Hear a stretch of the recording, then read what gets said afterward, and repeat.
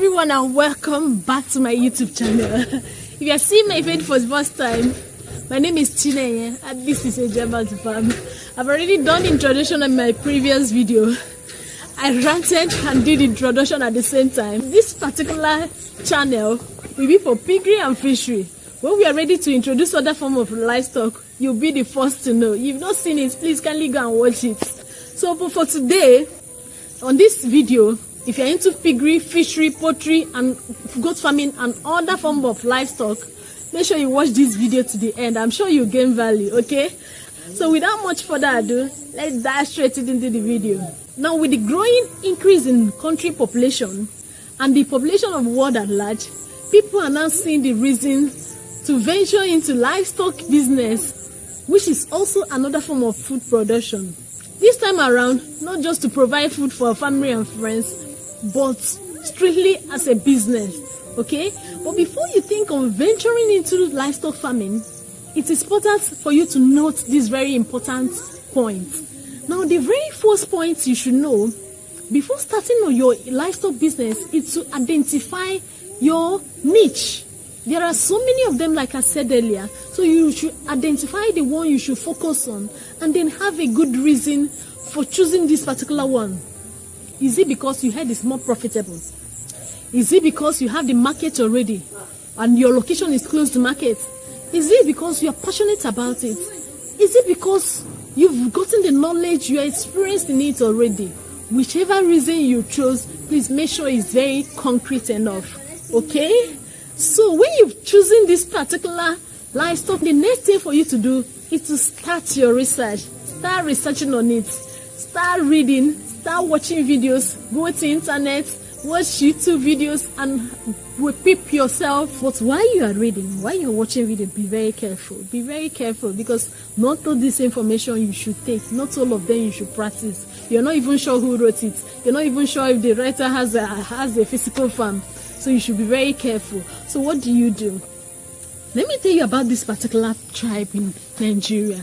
Known for their good business acumen. That's the Igbo tribe. Let me tell you their secrets. Their secrets. Let me leak it to you. Now, before they venture into any business, what do?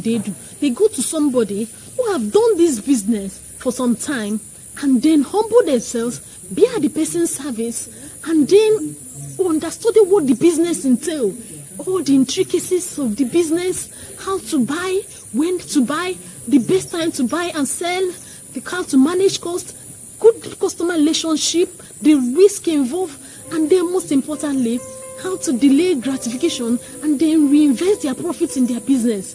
Within a short period of time, you see their business soaring. You see their business doing well. With their little capital, they have grown it. And then, let me shock you, not even all of them use an internet enabling phone.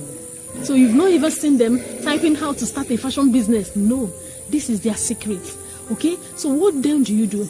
Go to a reputable farm that have done this business you want to venture in for some time and then understanding what is happening there.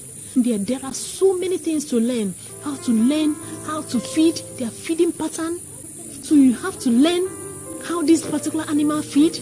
Does it feed round the clock? Do you ration their feed? How do you identify their disease? Okay? How do you treat them? How do you minimize the cost of running your farm? And then hygiene, how do you go about it?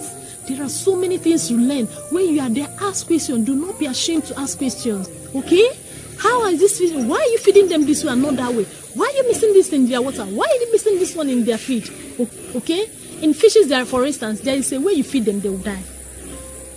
And there is also a way you feed them, they will not attain the market weight fast. Okay? Now at that point, you will now know if what you've read is actually practicable. Okay? You will now have to compare and contrast. When you know it, you've already known it. Nobody will take it from your head. Okay? So this thing is very, very important. Knowledge. Once you equip yourself. Now the next thing you should know while starting up your livestock business is who to hire. I'm going to make a more comprehensive video about that. If I start talking about it today, we will not live here today. So who to hire? Because you cannot do everything on your own. Because farming is work. You cannot do everything on your own. In our case, we have to produce feed in large quantity. You have to hash. You have to weigh bill. You have to feed tarpaulin pod. You have to a lot of things you have to do for your clients. We cannot do everything on our own. So we need to hire people to assist us. Then who do you hire? Do you hire because this person is more related to you? Do you hire because your friend recommended this person? Do you hire because this person is my friend? Because your farm workers can either make your business, they can either mar your business. Remember this business, we are talking about life here. And whatever life can equally die. We don't want that around here, do we? No. Alright, so the next important thing you should know is to secure your farm. Secure your farm. People are hungry, so protect your farm. Secure your own, okay? Secure your investments, alright? In our case, we secured after, of course, your farm should be in a fenced land. But in our case, we went ahead to secure ours with our 2 Rottweiler dogs, known for their good sense of security. So they protect our farm from theft.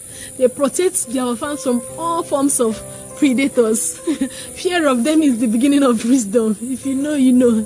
So you see people asking them, are they in their cage? Are they outside?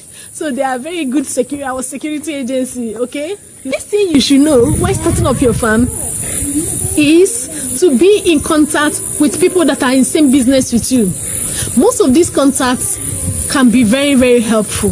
Those are people that will connect you to buyers. Some of them can connect you to sellers, tell you this person is selling cheaper, it's time this person is selling off their bed, you can go and get selling off their piglets. So what I'm saying is that if you have their contacts, you can learn a lot from them as well. And another thing is that they will be the one to tell you when there is epidemic in town, when there is Newcastle disease, when there is swine flu. They are the one that will contact you, and then at that time you have to top up your security measures. You have to be in your farm, no going out, no receiving visitors, no going to people's farm, to ensure that your livestock is well protected, because some of these diseases can be highly infectious. You don't want them around your area, okay? All right. Now the next one you should know while starting up a livestock business is to be in contact with your vet. Okay, now some of these animals can be funny. After administering all the medication, they can still be doing somehow. So you need to inform your vet so that they will come over and then help bring them back to life. Now another important thing you should know as a newbie, very, very important, is to start small.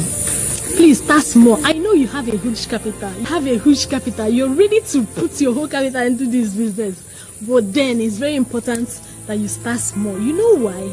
Because you are kind of test running. You've not done this before. You are prone to mistakes. But when you start small, if you make your mistake, you will learn and move on. Okay? But when you start big, once there is any mistake, you will lose interest. Okay?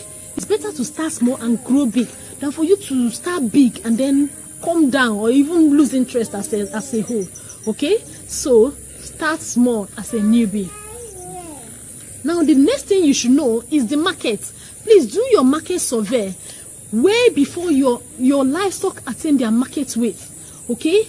It's not when they attain their market weight that you start telling people that you have beds for sale. No.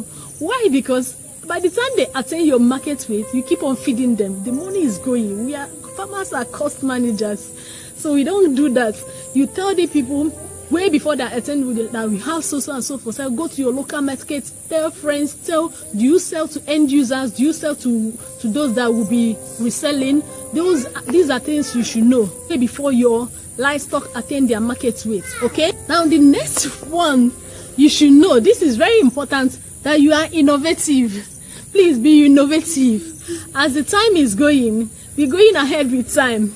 I know you've learned from your grandfather several years ago about poultry and piggery, but please, there are several ways to do these things that makes work more easier, more productive. And when you realize this, you will now be asking yourself, but where have I been all the while? Am I staying in Jupiter? So it's very important that you are innovative, okay? Be open to learning, okay? Now the next point you should not ignore is to be involved. There is no way you can run your farm without knowing what is happening in your farm. Even if you are a absentee farmer, please make sure you get in touch with your farm workers.